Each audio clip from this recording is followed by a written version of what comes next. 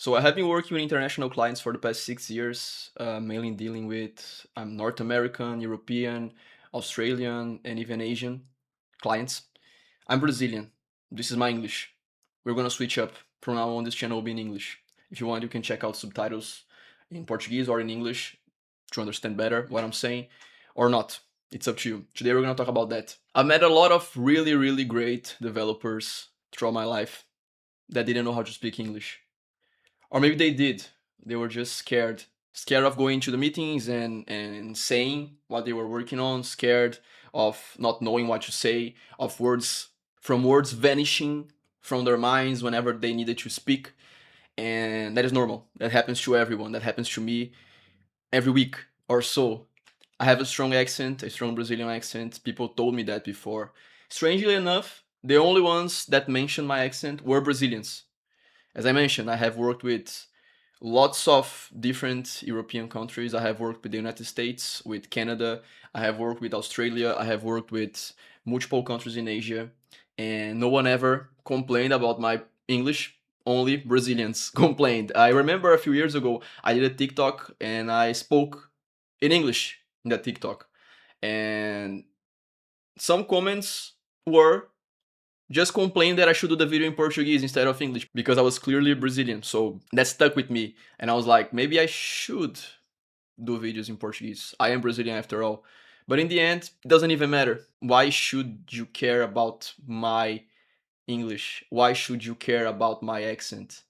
And why should anybody really care? I strongly believe actually that languages have one main goal, which is basically to transfer messages between people. If I can speak and you can understand what I'm saying, it works for me. As I mentioned before, I am studying Mandarin. I have been studying Mandarin for around 9 months. I'm not aiming to have perfect Mandarin.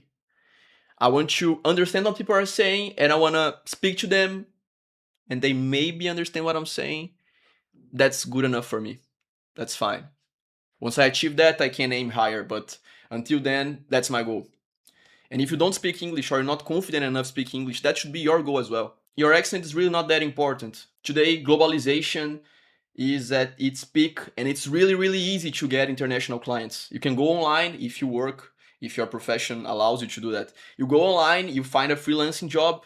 Sometimes you don't even need to speak. You can just type. You can use a translator. If you need to go hop in a call, you might get nervous to speak a different language. And that's normal. One thing I do, which is not related to English in itself, it was more related to I practiced asking for a raise in random calls. How? So basically, a few years ago, I used to hop in random LinkedIn calls whenever people try to hire me. And I asked for more money than the spot was offering. And I tried to do that with a straight face. So let's say a role was offering $5,000, right? I'm a Brazilian. That's a lot of money for me. But I also know that for the same role, they're paying $10,000 for an American, right? What I used to do is I used to hop on a call and I used to ask for 11,000, for example, with a straight face. And then if they say no, for South America, we don't actually pay that much. Our budget is $5,000 to $6,000. I'll try to keep a straight face, and I'll be like, okay then, let's not move forward. And I used to do that a lot of times. I used to do that a lot actually. I hopped into calls, maybe even with Brazilian companies. Sometimes they used to offer me like $2,000 for a role, and I'll be like, nope, I only work for 6,000 because I practice. And then once I actually got the opportunity to ask for a raise or to tell my price to an actual job I was interested in, I just got it. I got it what I wanted. I just asked for an amount. They gave it to me. I was prepared. I was not nervous and not that nervous to be honest. And that worked out. That worked out. Sometimes we have that voice in our head that keeps saying, no, you should ask for less. No, you should just agree with the working conditions you're at. You won't get anything better than that. And that's not true. That's not true at all. We should aim higher. We should try to get what we deserve. Sometimes we can't get what we deserve at the moment, but we can work towards it. It might not be fast, but we can get there.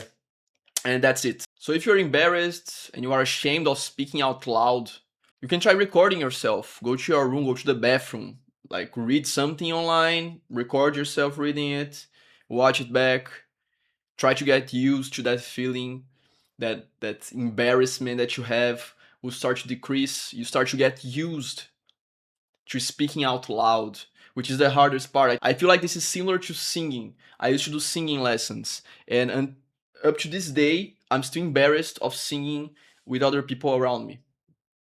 I feel like they will judge me, and even though I don't really care, I feel that there is a weight in me having done so much time of singing classes and not being good enough for them, which is another top, which is a topic for another video. Doesn't matter. But I feel like this is the same feeling. Like speaking out loud helps. Recording yourself or just talking to other people. Maybe you have a friend that is also struggling, or maybe you have a friend that can speak English. If you don't, you can. There are lots of websites you can hop on, Omigo like, and several others. Be careful there, but you might be able to find people that also want to learn, also want to improve their speaking skills, and that helps. So once you have that opportunity, that job opportunity, or whatever you want to do with English or any other language, you feel more ready, if that makes sense. You feel less scared. Before I end this video, actually, one last story. When I got my first international job, was not actually international.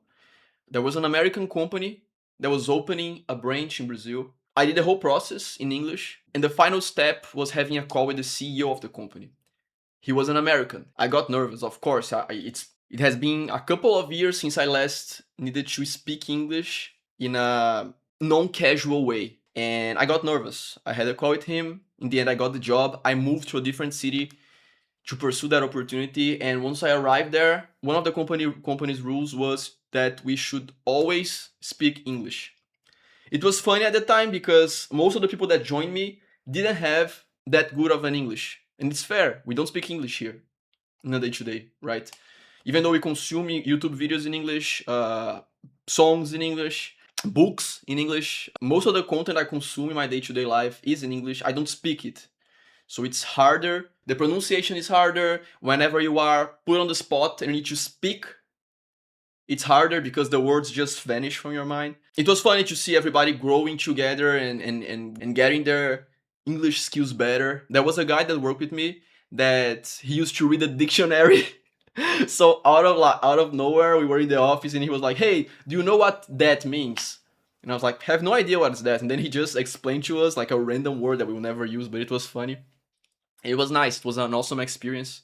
Improved my English improved a lot, and it was my first time actually working with international clients. All of our clients were international. After that, I changed companies. I went to New York City based company. It was all remote. Again, clients only spoke English, and then I moved to another company. Again, all the clients only English, and yeah, if I can do it, you can do it. It's hard. It might be hard. It might be scary, but well, we only live once. Why not try? Subscribe.